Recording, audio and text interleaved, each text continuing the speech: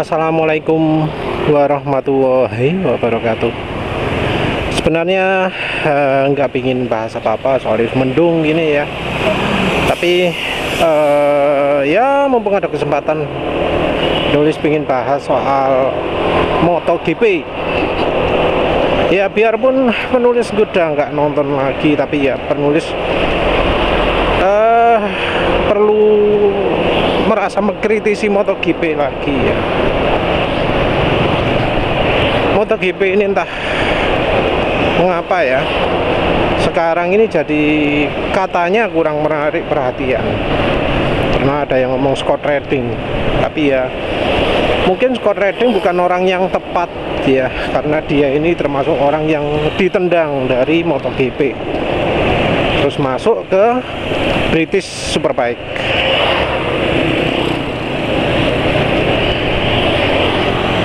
Sopo sih yang komentar? Lupa lah. Yang jelas penulis sendiri sekarang nggak nonton MotoGP, entah mengapa ya, nggak ada minat. Yang bikin nggak pingin nonton itu terutama balapan yang tidak konsisten. Jadi pembalap itu kemampuannya bisa naik turun drastis ya, dan yang bikin naik turun ini bukan gara-gara kemampuan pembalapnya, tapi sering di masalah-masalah lain seperti ECU-nya, seperti ban, seperti apa jenenge, masalah di rem ya, remnya apa Senin Kemis. Walau mereknya Brembo, itu remnya sering disebut nggak konsisten, waktu latihan kayak gini, waktu balapan kayak gini. Terutama karena rem Brembo ini sangat sensitif terhadap suhu.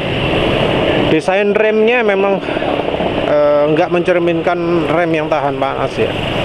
Katanya sih kalau rem balap beneran itu adalah yang sebelum MotoGP pakai Brembo, lupa penulis mereknya apa, Race Pro atau apalah. Jadi sebelum Brembo itu remnya benar-benar konsisten. Setelah Brembo ya jadi kacau balau. Brembo sendiri yang penulis tahu, kampasnya aja nggak buat sendiri ya, tapi disubkan ke Jepang. Dulu sampai pernah ada masalah karena ya ternyata desainer Jepangnya nggak memperhitungkan kalau pas kondisi cuacanya hujan-hujan. Ya wis lah, biasa, buatan Jepang kayak sekarang kayak gitu, nggak mutu. Terus rem nggak konsisten ini juga masalah dari ECU lagi. Tapi sebentar, MotoGP-nya sendiri sekarang pingin membuat gimana caranya cornering lebih aman. Katanya terlalu banyak malapetaka yang terjadi ketika cornering, dan solusi mereka adalah dengan menurunkan kecepatan di tikungan. Jadi kecepatan yang di tikungan yang akan dikurangi. Entah apa yang akan dilakukan, karena kecepatan menikung sekarang mestinya sudah sangat terbatas mengingat grip ban belakang sudah terlalu besar ya. Jadi harusnya ban belakang itu dibuat lebih kecil aja, karena Michelin itu membuat grip ban belakang terlalu besar. Harusnya dibuat ban depan dan belakang ukurannya sama ya. Tapi lagi-lagi ban Michelin juga nggak begitu tahan ya, jadi cepat habis. Ya apa mana? Bannya juga telapak kiri dan kanan nggak konsisten. Jadi solusinya disuruh cornering speednya dikurangi. Padahal menurut penulis ya rasanya MotoGP ini Yang bikin bahaya bukan karena motornya terlalu cepat di tikungan, tapi karena nggak konsisten, ya, nggak konsisten, nggak bisa konsisten gripnya selama balapan, nggak bisa konsisten gripnya di lap 1, lap 2, lap 3. Jadi antar lap itu perilaku engine brake, perilaku rem, perilaku apa jenenge, ban bisa berubah-ubah. Kalau rem itu hubungannya dengan suhu. Kalau overheat ya pasti bakal sulit. Sempat ada pembalap yang menghindari slipstreaming karena biar remnya adem. Lupa penulis yang mana, maaf kalau penulis nggak ada sumbernya. Maaf, video ini juga tanpa sumber ya.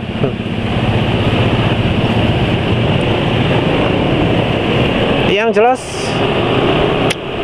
kecelakaan yang banyak terjadi di tikungan itu, kalau dari pengakuan pembalapnya sendiri, itu bukan soal motornya terlalu cepat.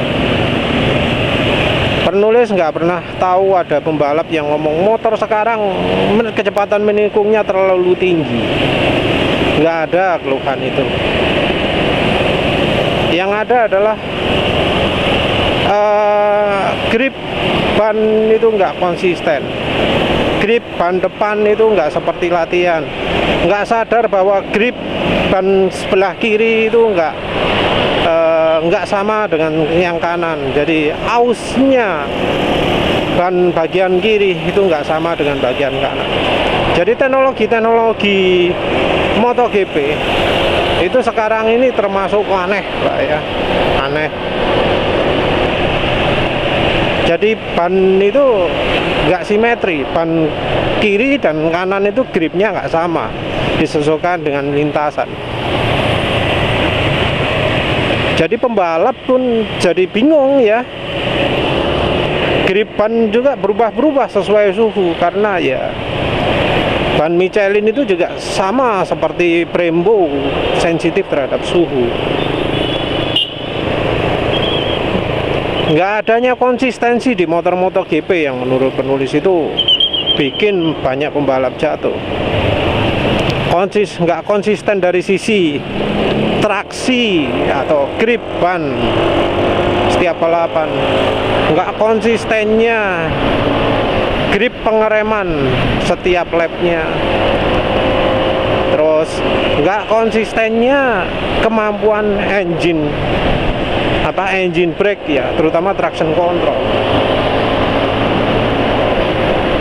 Traction control kadang terlalu lebih, kadang kurang.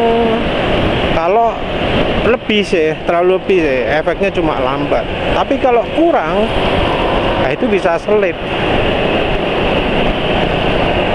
Jadi kualitas ECU dari MotoGP perlu ditingkatkan, seperti penulis sering sebut sebelumnya.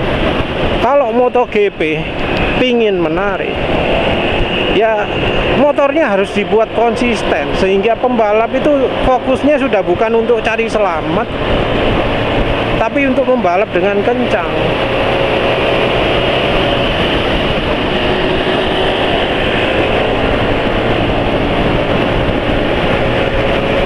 Ya repotnya dari MotoGP sendiri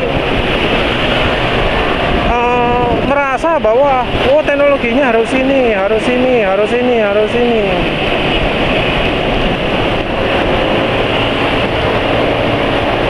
Dan teknologi tersebut biasanya menguntungkan Ducati. ECU jelas menguntungkan Ducati. Sebelum zaman ECU Unified, Ducati itu motor lambat. Begitu Unified, jadi motor paling kencang se-MotoGP. Terus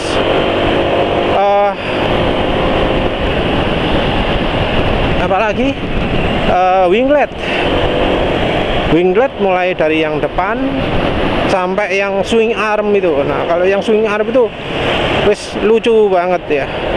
Jelas-jelas ada efek aerodinamikanya, Tapi oleh race director disetujui dengan alasan itu digunakan untuk mendinginkan ban. Sesuatu ya yang ternyata akhirnya diakui bahwa oh memang ada efek aerodinamikanya. Terus ride height merubah ketinggian motor yang akhirnya ternyata di-ban juga. Jadi entah mengapa ya, Ducati sudah dikasih banyak keuntungan, tapi akhirnya jadi rugi juga. Jadi seharusnya ya mungkin bener ya, ada yang ngomong pengurus MotoGP itu terlalu tua ya, karena mereka terlalu kolot. Jadi MotoGP itu sudah bukan lagi sport ya, tapi politik. Sudah hampir mendekati apa ya jenenge ya, rekayasa. Dan Dorna itu nggak bisa membuat gimana caranya balapan itu jadi menarik. Ketika motor itu banyak yang crash ya, balapan jelas sudah nggak lagi menarik, karena kemenangan itu sudah ditentukan oleh hoki. Quartararo misalnya ya, orang banyak tahu dia pembalap kencang, tapi beberapa kali dia nggak bisa menang karena problem di ECU, problem di rem, problem di ban. Pembalap mungkin sering disalahkan ketika dia nggak bisa konsisten. Kenapa sih waktu free practice dia bisa kencang, di balapan dia bisa kencang? Banyak dari pembalapnya sendiri kan ngomong, ini karena banyak kok aneh, kenapa kok beda dari waktu training gitu ya. Juga soal remnya kok beda dari waktu training. Soal ECU, gripnya kok beda, kok nggak konsisten.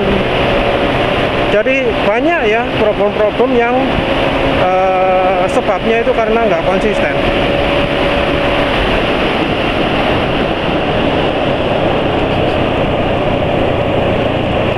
Nah, pesan-pesan pembalap ini rupanya orang jarang menghiraukan ya.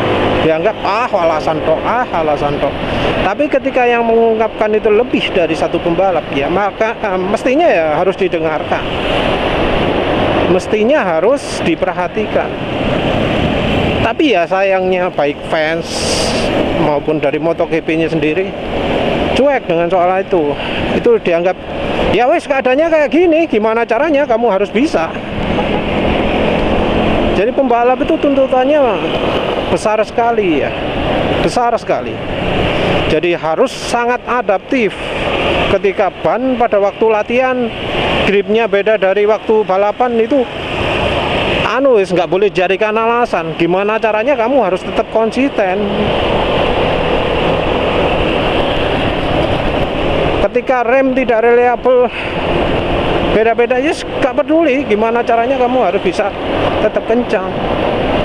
Ketika ECU, engine brake-nya nggak konsisten, akselerasi motor dundutan, kadang juga selip, ya entah gimana caranya kamu harus bisa kencang.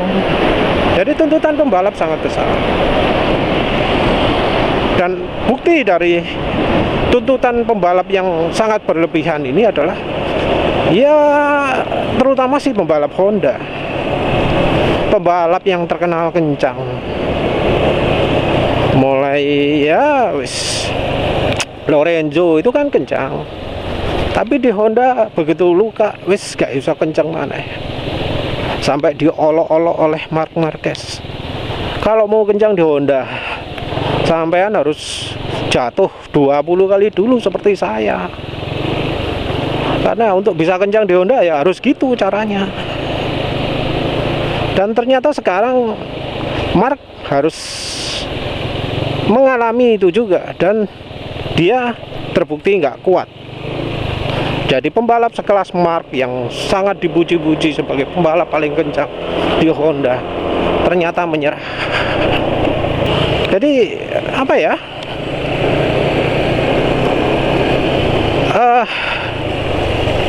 konsistensi data ini konsistensi performa motor ini jadi masalah besar di MotoGP. Banyak pembalap-pembalap jatuh itu yang karena salah perkiraan. Salah perkiraan bukan karena dia itu nggak hafal tikungannya di mana, tapi seringnya karena kondisi motornya berubah. Kondisi motor bisa beda antara lap 1, lap 2, lap 3, lap 4. Aneh ketika motor yang tidak konsisten itu disebut motor prototipe. Motor apa jenisnya yang paling top. Mungkin pernah baca berita ketika apa jenenge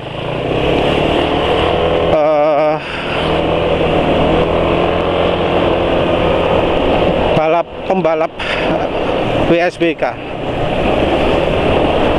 Jonathan Rea itu bisa mempunyai lap time yang lebih baik daripada pembalap MotoGP. Nah ini aneh sekali loh ya, aneh sekali. Apa yang unggul di motor WSBK itu? Dari sisi tenaga motor, ya nggak mungkin lebih besar daripada motor MotoGP. Karena ya banyak komponen di WSBK yang wajib standar. Tenaganya nggak mungkin sampai 270 HP. Beda dengan di MotoGP. Apalagi kalau diperhitungkan beban motornya. Motor MotoGP 157-an, kalau motor WSBK 180-an. Nah, motor ya jauh lebih berat, tenaganya lebih kecil. Kok iso lap time-nya lebih bagus?